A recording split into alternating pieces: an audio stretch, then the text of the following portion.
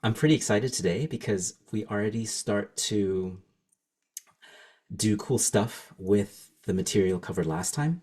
And next time we'll keep building on top of the foundation. So sometimes we'll even like combine concepts from many previous classes. So there will be points where it's like, oh, these all link up. And so we can um, we can keep building. So today we're going to go inside the chords, break them open, and see what they're made of. Last time we talked about taking one slice of the keyboard at a time. So, for example, only the black keys, or the black keys plus B, only the black keys, or the black keys plus B and E. So these we called like collections of notes or modes or scales. Um, and today I'm going to use another metaphor. I'm going to call them a like slices of bread, because we're taking like a slice from the whole loaf at a time. Um, we're always only taking one part at a time.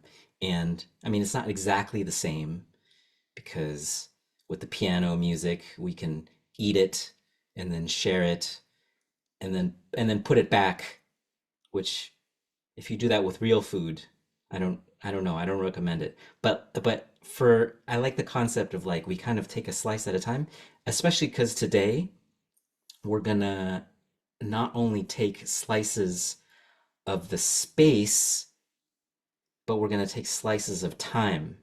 So today is all about navigating space-time. Um, I'm going to show you what I mean really soon. But basically, we experience all of music and sound through time. And so music is sometimes kind of conceptualized as organized sound. And so we're going to do the organizing in space and time. I don't know if you, Elitsa, did you ever do you know Slaughterhouse Five, or like Billy Pilgrim, or Dr. Manhattan? Mhm. These are characters who are unstuck from time. They're fictional, so they can see time as a whole, like past, present, future, all together, and they aren't living like we do in one moment only. They can kind of see like, oh, these lives happened over this, and they can pick and choose like what they look at, and it makes me curious like how they would experience music. But when we create music, it's um it's as if we can become unstuck in time, because we can switch between being fully present in the moment, and also choosing to arrange it how we want, especially when we compose. Like you might have experienced this already when you were like arranging the things. You were kind of making songs where there was a rhythm already, and you're arranging the experience of time for the listener. So I mean, that could be yourself or other people. So after today's session, you'll have the first really versatile, great tool to start organizing music and time. And it's really easy to use. So um, everything that we play on the piano is either notes played together or notes played separately.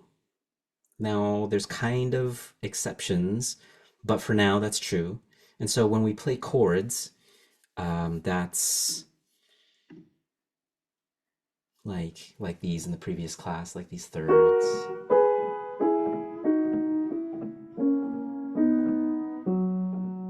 These are all notes together. I mean, one at a time, together, together, together. And if we take these notes and separate them out, suddenly we have something different. Even with these thirds, we can say, or even more.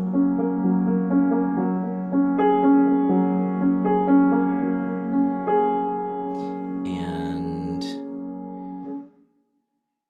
do you know what these are called, Elitsa? um, it's an What? arpeggio. These are arpeggios. I was So about to say that because you mentioned it last time in one of your, it's arpeggio. Yes. nice. Yeah, yeah. There was a spoiler before. I'm glad you got it.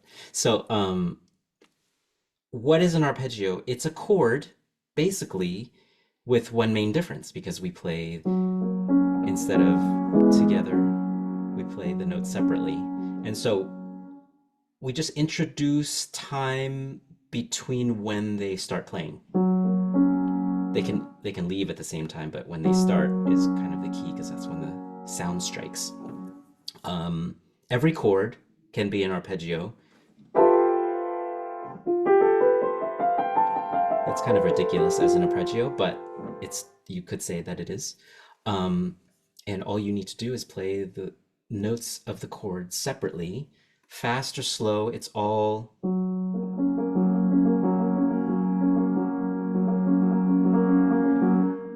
arpeggios, even super slow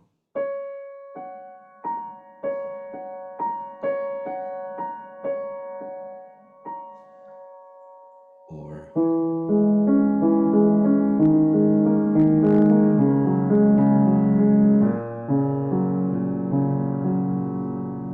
so.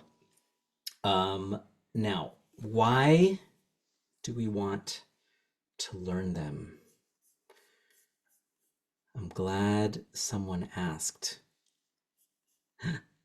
I'm actually gonna start sharing this screen. We'll see how it works. I don't know if it'll look ridiculous, but let's try it. Um, okay. I think also there's a timeout on it. I set it up just a few minutes ago.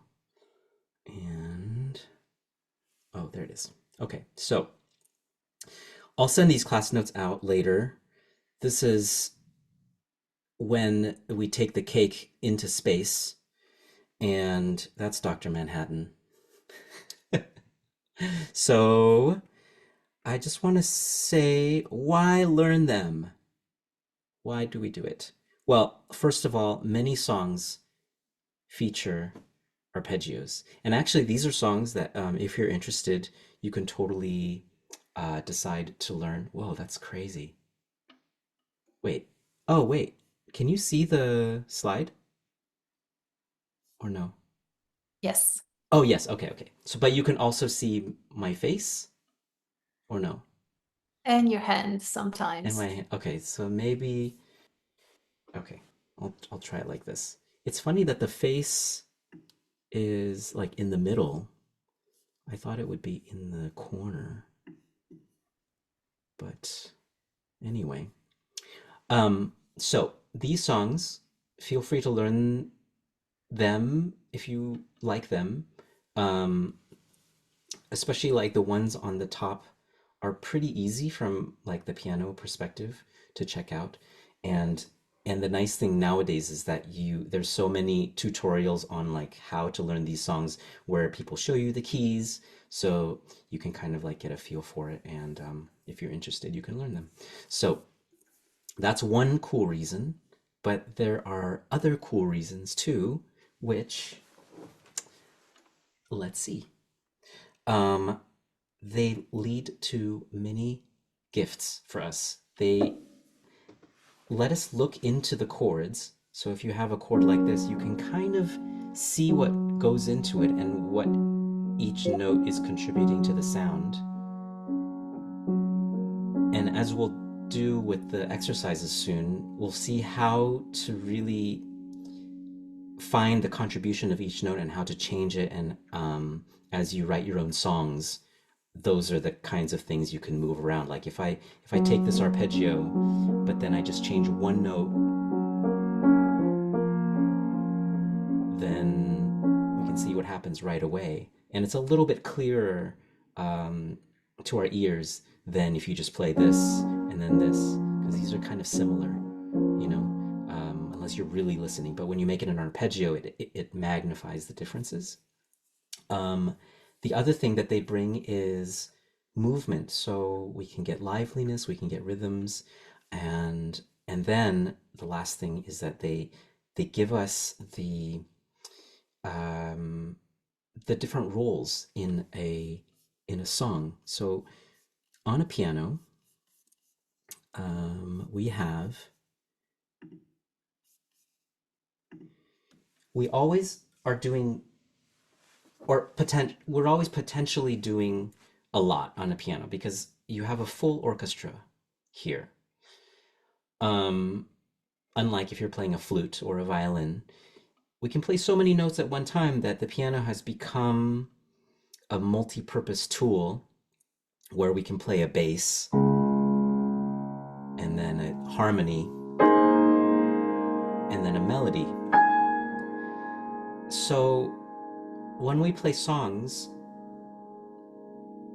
most songs feature all three. There are exceptions, but this is like 99% of songs will have a bass and then a harmony and then a melody somewhere. And so it's going to be a puzzle as you go through your piano playing life. There's always kinds of different ways to handle the challenge of how are we going to play these three roles with two hands, because it'd be really convenient to have three hands to cover the three different roles. So what ends up happening is there's multitasking. So we end up playing maybe the bass and the harmony with the left hand. Um, and the melody, for example. So that's one way. Or we could do kind of the harmony and the melody with the right hand and just have the bass with the left hand. Or, as arpeggios show us, this arpeggio can kind of be the melody, either in whole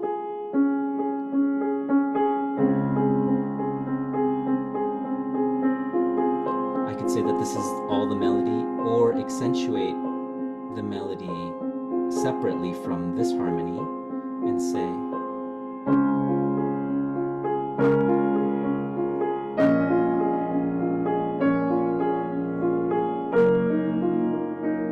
while this arpeggio is still going. So the nice thing about an arpeggio is it also can show us what the rules are if I want to accentuate that movement that I just did here.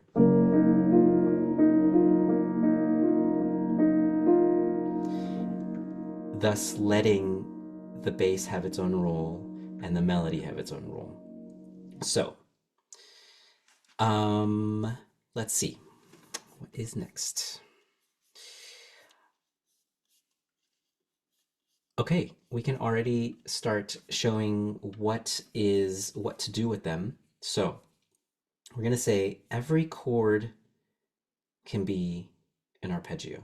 Now, let's dive into it. So if you want to transform a chord into an arpeggio, um, how might you do it?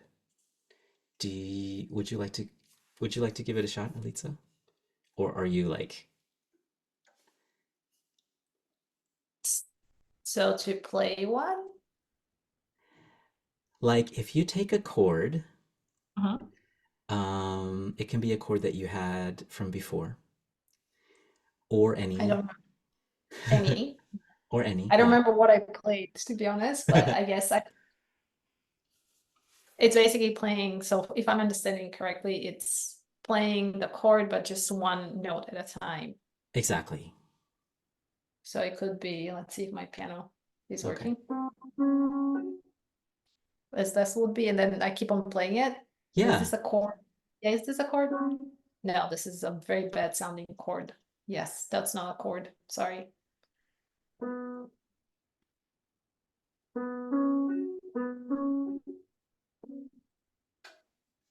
Yeah, is Yeah, it? exactly. Yeah, yeah, you got it. Yeah, even the bad sounding chords are still chords. They're just That sounds. bad sounding, yeah.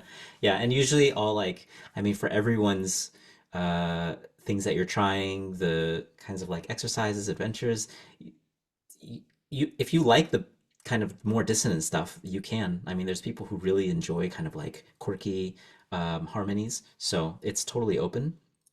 So I'll give some examples now of ways to arpeggiate. And let's start with just a very bare bones, like three note chord. Um, if we're here, just the triad. This is called a triad, by the way, three notes at a time. I can arpeggiate this up.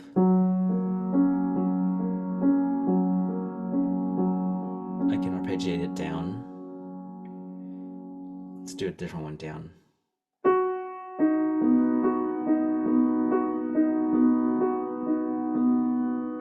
And you can do it also in both directions.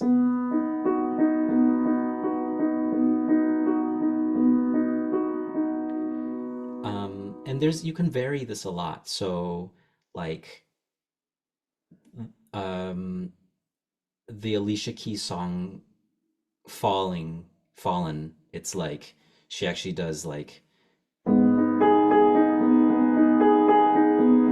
it's an arpeggio, but she goes up and then back down. And then like Coldplay, they'll play in clocks, it's like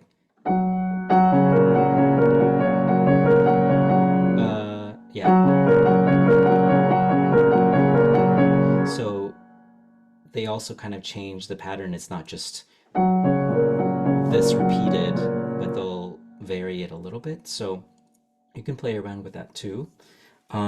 If you take four notes, then it can look like this. Let's do.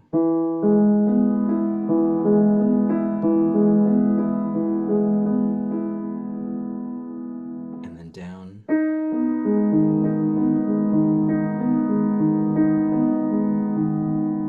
And both.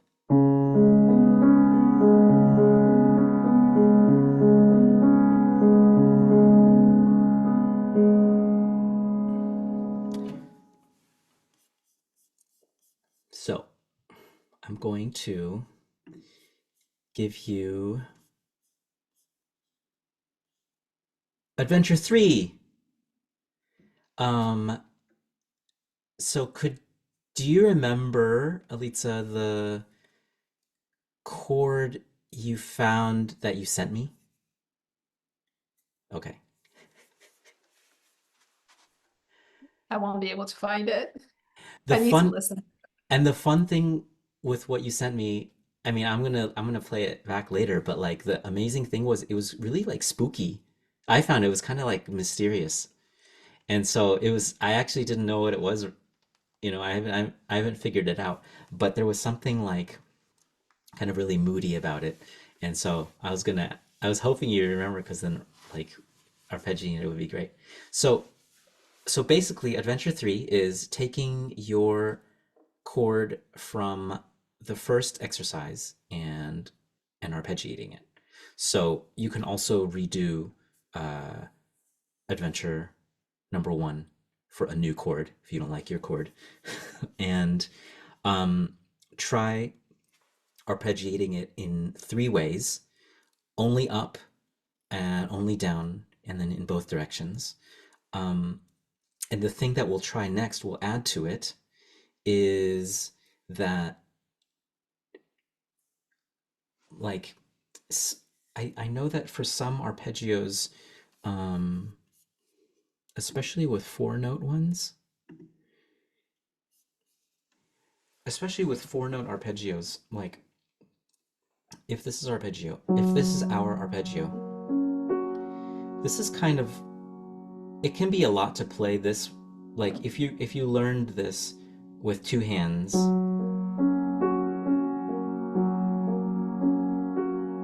it might be a lot to play it with one hand. But what I want to ask you to do is to put an arpeggio in one hand, like either if it's a lot of notes, you can try it with one hand. But if it's really a lot, you can kind of simplify it and make it three. Because once you put it in one hand, I want us to add a bass note. So if we put this, I'll just pick one in the same mode, like you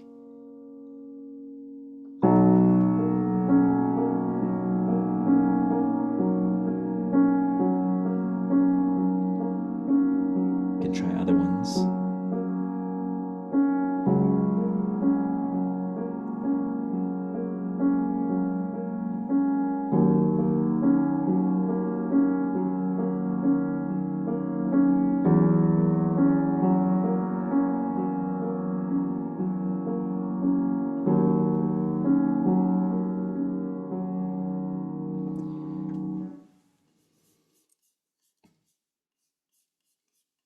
So I'll go over that real quick again. And actually, I'll show this one too.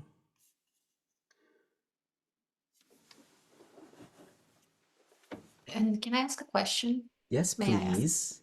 Yes. Um, we're still playing in B major, right? When it comes to choosing our chords and our bass, we're limiting ourselves to B major, no? Yeah, Or or think of it like this. It's more like B major is a starting point, and you can totally go to other places. Um, do you, I mean, I want to ask you, are you familiar with other modes that you want to explore also at this point, or how, or I kind of want to, I'm not. okay, No. okay, okay. Yeah. Yeah. Because yeah, it's kind of like I don't want to limit you to it, but we'll start there and then pretty soon we'll start to stretch out too to get to other ones. But yeah, it's kind of just like our starting grounds. And that's And perfect. I just wanted to make sure because it feels comfortable to be limiting myself at the level of knowledge I am, but I wanted to make sure because sometimes the only thing I kind of see what you're playing, but I don't when the camera is from the top. So I'm sometimes oh, that's also good to know. Actually, can we try real quick? Like, um, if I try the video from here, you can let me know like if it would be helpful if I kind of do like instead of this, more like this or something. we can try. Okay. But also you think that I'm like I don't I'm very basic, so I'm guessing. Yeah, but still that's good for me to know. 'Cause even when I was doing the intro videos for like the warm-ups, I was there was like in the very first ones I was trying to like make the camera from the side The or angle, from yeah. to show where the keys were being hit. So it's good to know that like this might not be so clear, especially if I'm like all over the keys. So that's cool. Um, let's see. So, da, da, da, da, da.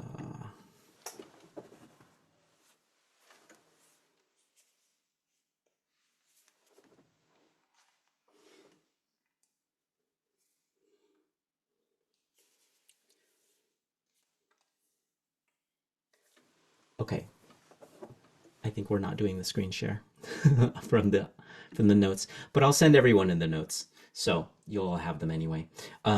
So just to go over the exercise again.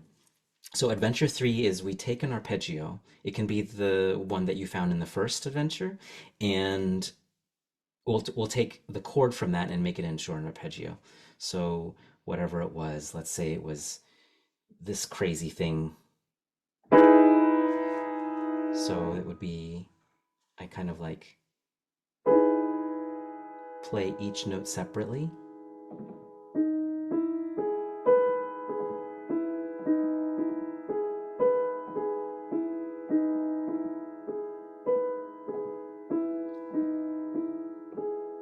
And I'll try to move it into one hand.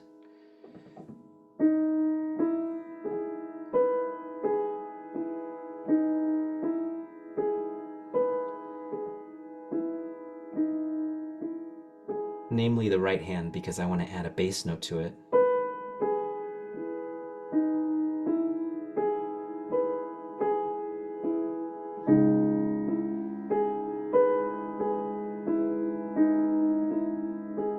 If you're really adventurous, you can do this with the left hand and cross over.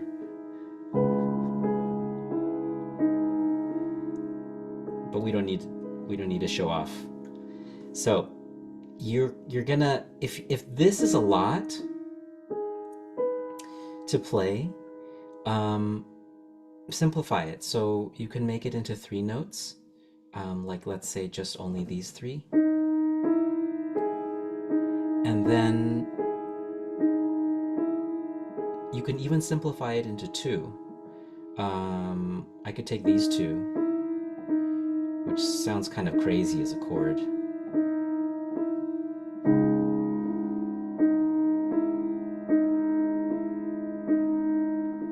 Or the middle two.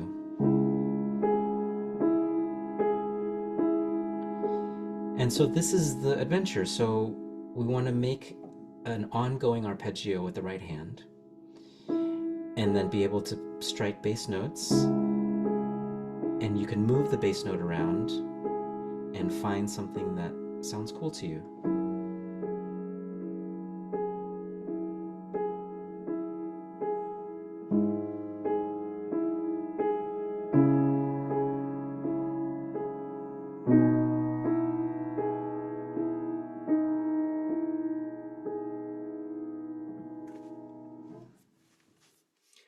Are there any questions? Cool. Um, yeah, I also think that if you run into challenges playing the arpeggio, because like all of these, we were saying last time a little bit too that um, we're kind of like familiarizing ourselves with all these different patterns. And the whole goal is to kind of like a little bit to bombard you with the patterns of B major and like the different permutations. And there's really infinite ones because once you start having patterns with gaps in them, moving that around is something that you can never run out of types of patterns. So as not only is it like conceptually a lot of patterns that you could be exposing yourself to, but also just like wrapping your hands around them and figuring out how to play them is a lot. So if you run into challenges, just try it slowly, uh, and and focus on the sound of it, because I think if you connect it to what it sounds like, then you'll notice, oh, I would like this to sound a certain way. Like I might want this to be um, faster or slower or smoother, and that's kind of what we want to get into anyway. So I would recommend not keeping it too much of a as a technical exercise, but more like, am I making music that is interesting to me? So so then it ends up being that the goal is to see if you can find a way to make the best sounding version of it to your ears. Um, and I want to say an important message about your hands, because especially when we start getting into arpeggios, um, you might players might feel pain or tension. So if you ever feel pain or tension, just stop playing, and I'll give you an exercise in a moment to kind of like relieve some of the tension. But like there's an idea I think that I hear from students that pianists need to use strength in their fingers and hands to play well. Like sometimes people come up to pianists and say like, "Oh, you must have strong fingers and stuff like this." And there's kind of an idea that you need to really use the muscles in them, but that's not true. Um, we play the piano with our body just as much as our hands. Our power comes from the torso, then the shoulders, then the arms, then the wrists. So the only thing that we do with fingers is to just give them enough, like just enough rigidity to press the key down. And that's true if you play softly or loudly.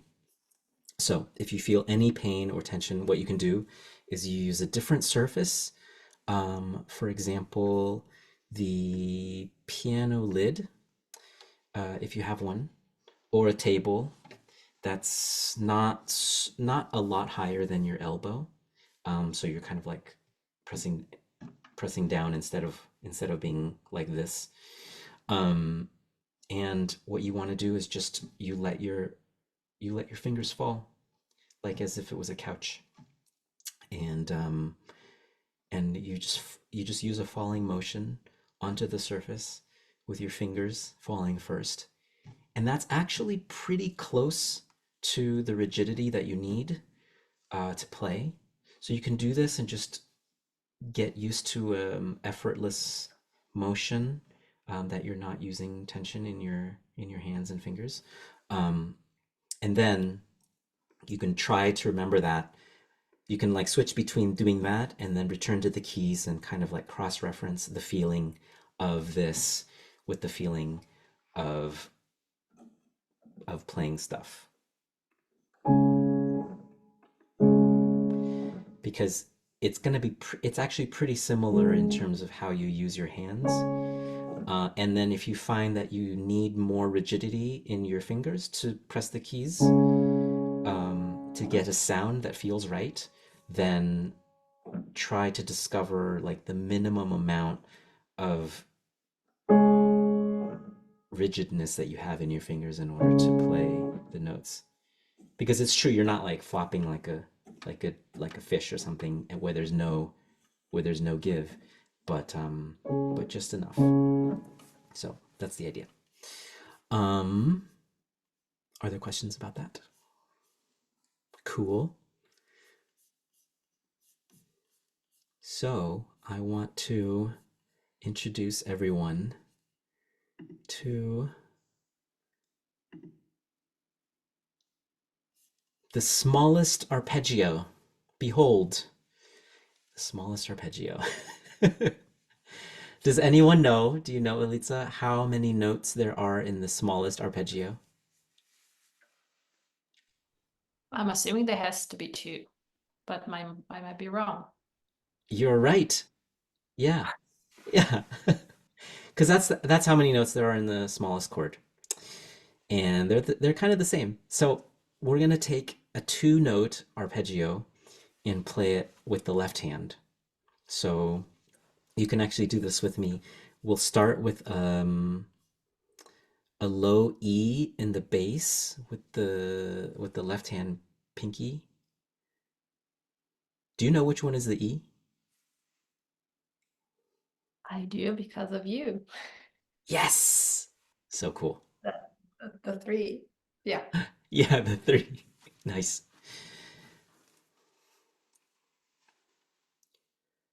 So we'll play the E with the left hand pinky,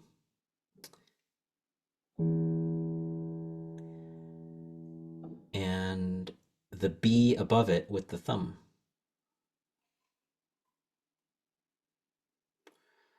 So this interval, I'll go to the other camera.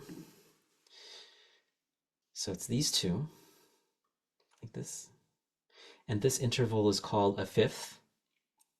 Um, we mentioned this a little bit last time. Yenda and Mason were asking about it. So this is a third with one note in between. This is a second, third, fourth, fifth, and this would be a sixth and a seventh, and this is an octave. So you can kind of like, if you want to count them, it's like it's like 1, 2, 3, 4, 5, and that's kind of the idea of where a fifth comes from. That this is a fifth, but you have all these these notes are not played. So, um, Elitsa, do you want to try to arpeggiate this fifth? Live, sure. You're in the spotlight, the hot seat. I have no other choice. I know. I'm a volunteer. Thank Let's you. see.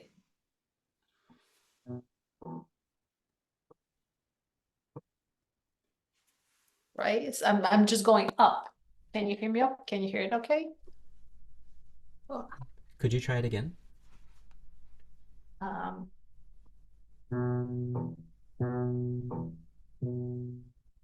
That's cool. Yeah, exactly. Yeah. Thank you. Thank you for volunteering. So I want to show like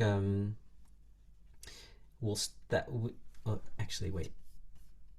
Let's do let's do this motion as kind of a rolling motion. So like if you could put some of your wrist into it, kind of like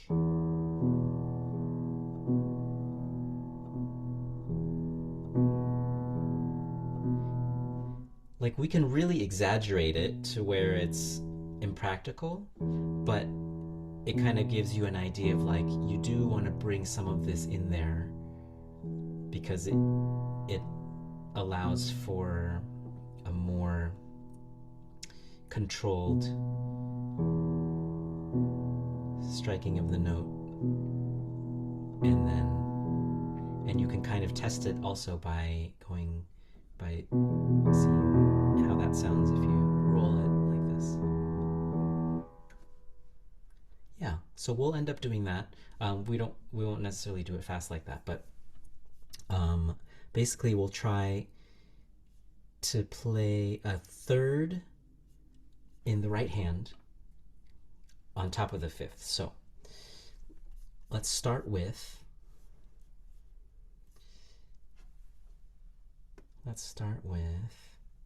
the B and the third above it.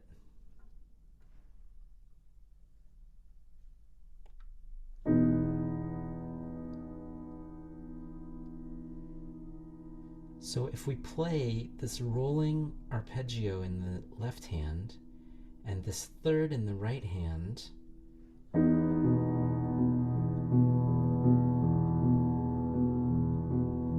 it's kind of the beginning of a story. I think it's kind of the beginning of a story, and the timing of this in the left hand, it can be regular or irregular, fast or slow, consistent or not consistent. It's all interesting. So basically, this is leading us to our next adventure, and I call this navigating space-time, also known as the travels of the smallest arpeggio and its friend.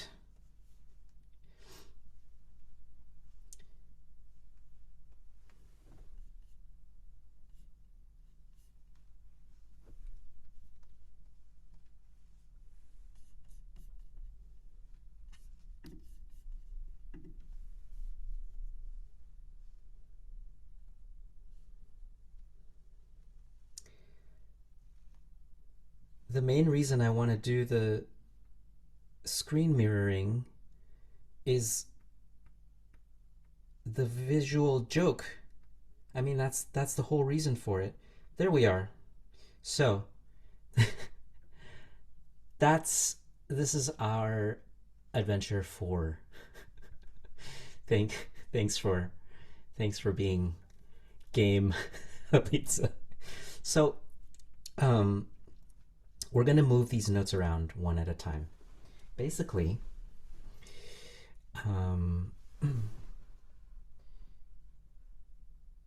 we play we play the smallest arpeggio and its friend. Actually, if I start playing, it might show up, right?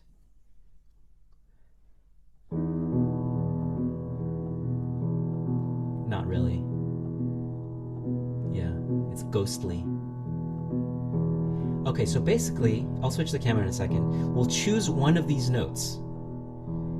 And the thing is, like, you can choose a note either in the left hand or the right hand. So I'm going to start by choosing a note in the left hand since we're featuring arpeggios. But later on I'll do the right hand too. So let's see. I'll choose the B, and I'm going to move this up or down. So I'm going to choose to move it up, and let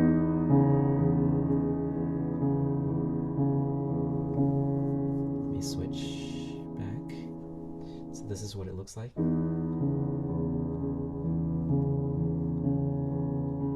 And you could just hang out there for a while. And I'll choose the same note again and move it.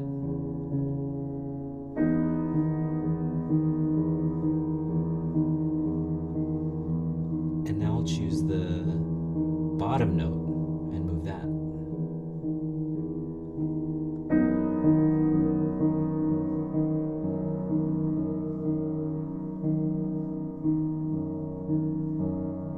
And again.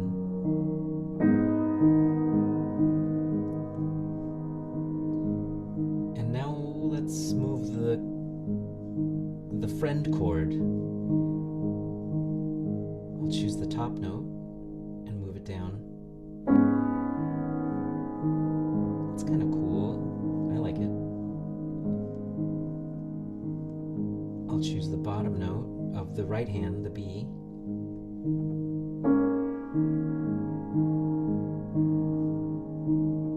And so on. So I basically would love for you to keep moving this around and find stuff that you like. And you can really go far away. You can see how moving one note at a time brings you to, I mean, you can go anywhere. So after a while, you might travel to here.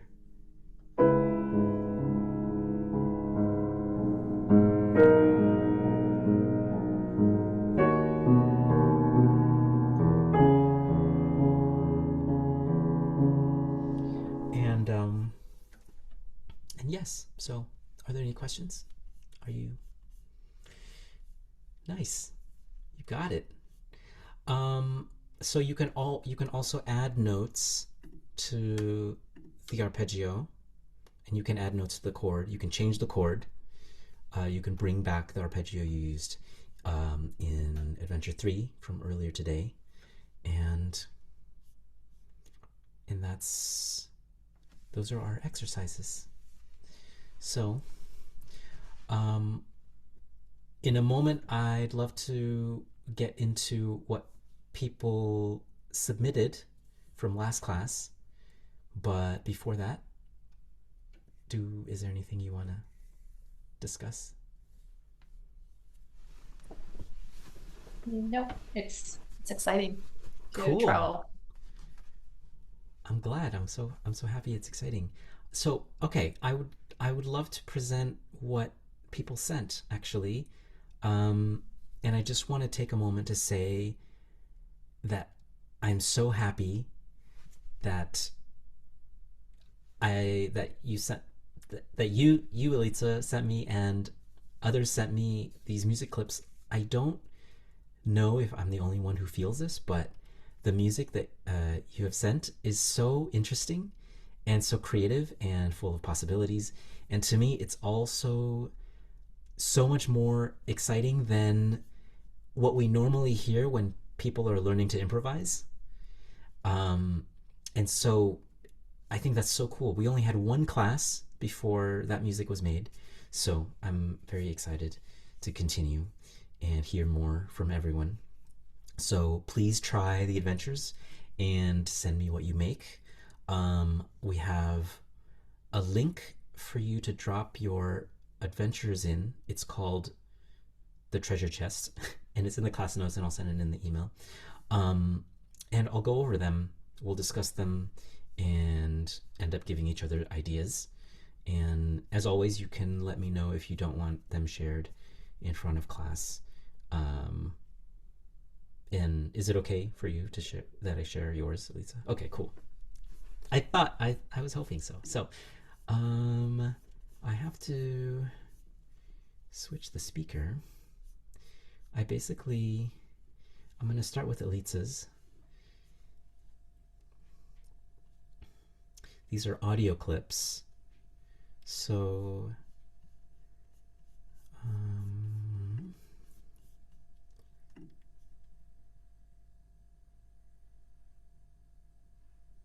I'll play it first.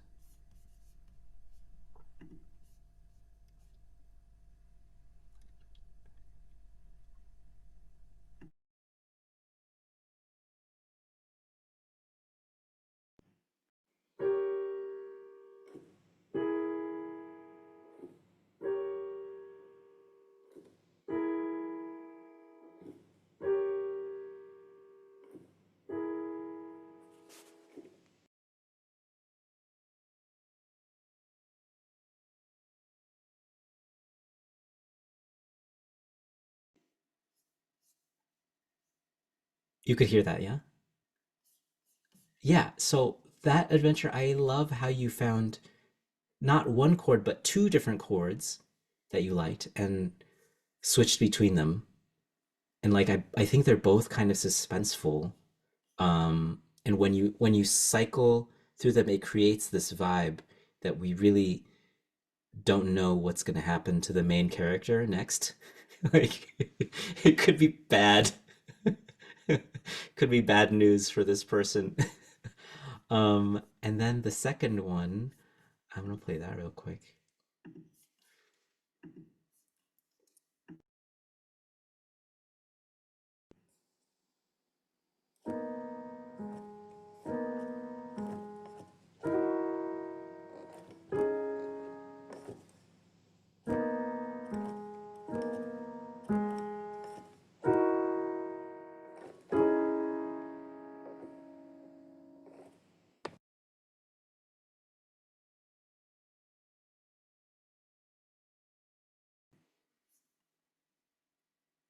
What do you think about that one?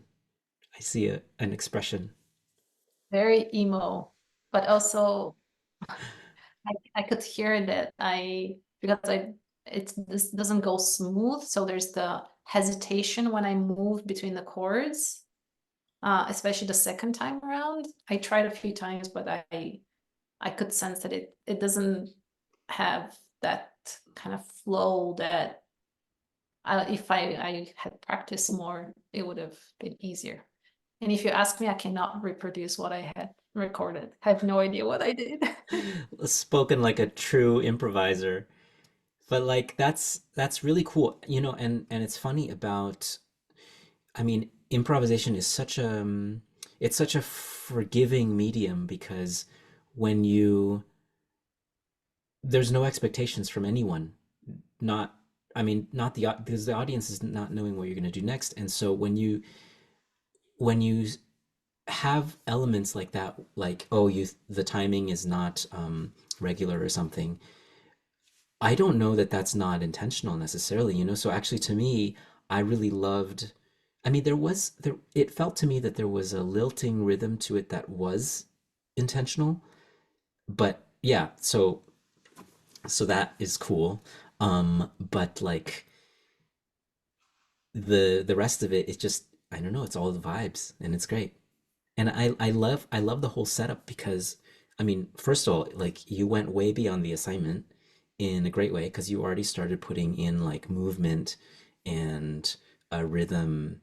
And so like as the listener, I felt there's a world that you're introducing us to, even if it's a emo world.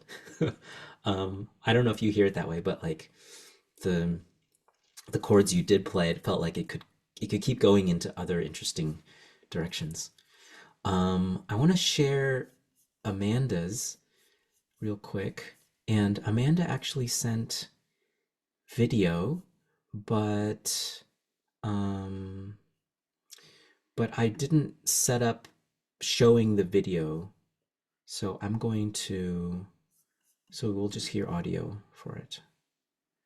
And there were a whole bunch. There was a ton of creative stuff, including like rolling octaves. And I want to jump first to the new chord that she found.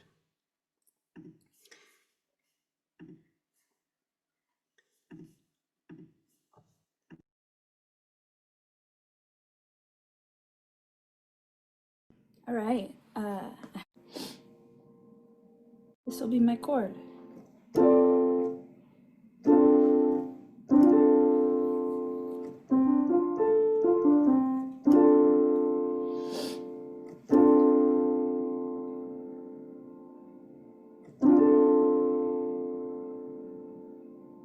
I wonder if there's any more.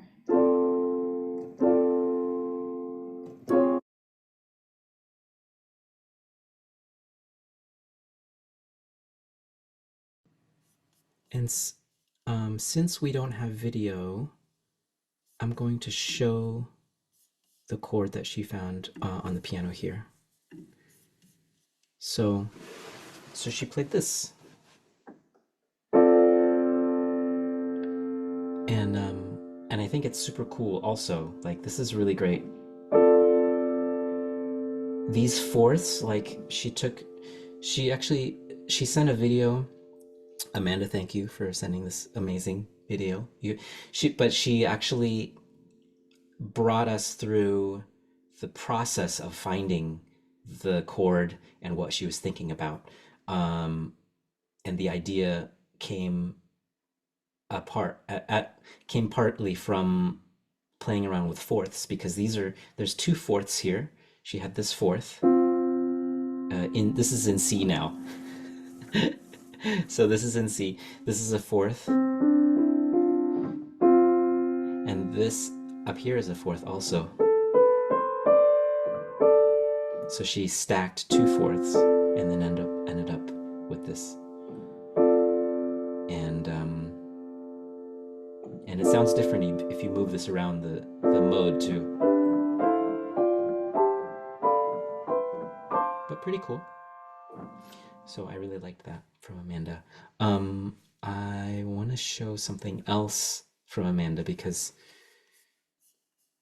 Amanda, you also sent a really cool groove, which I'm going to try to find right now.